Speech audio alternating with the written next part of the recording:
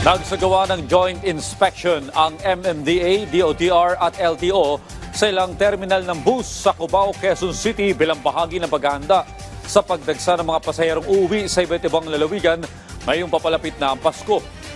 Isinailalim din sa random drug testing ang mga bus driver at konduktor bilang pagtitiyak sa kaligtasan ng mga pasahero. Yan ang ulat ni Bernard Ferreira. Biyaheng Guimba, Nueva Ecija ang estudyanteng si Madeline. Maaga siyang uuwi sa kanilang probinsya upang makaiwas sa inaasang dagsa ng mga biyahero sa papalapit na Kapaskuhan.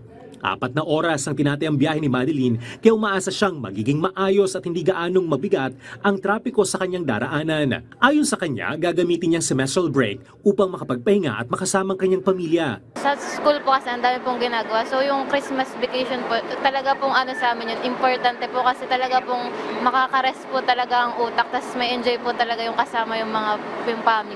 Samantalang maagang nagsagawa ng inspeksyon ng MMDA, DOTR at LTO sa ilang terminal ng bus sa Cubao, Quezon City. Layo nitong tingnan ang kahandaan ng mga terminal kaugnay ng inaasang pagdagsa ng mga biyahero. Isinagawa rin ang random drug testing sa mga bus driver at konduktor.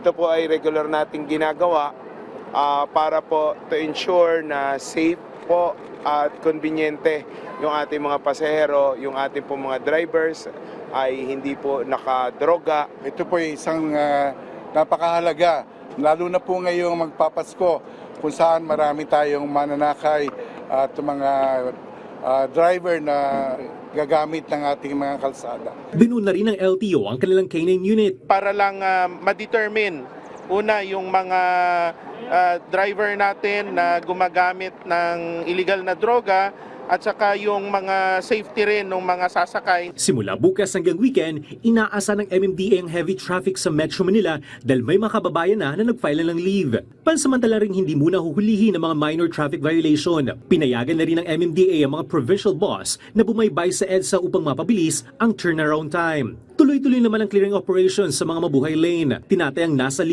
hanggang 10% ang inaasang itataas ang trapiko sa Metro Manila. Sa ating po mga kababayan, planuhin po natin yung ating pagbiyahe, make sure na nasa kondisyon yung ating mga sasakyan.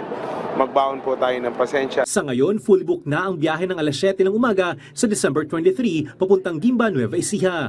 Bernard Ferrer para sa Pambansang TV sa Bagong Pilipinas.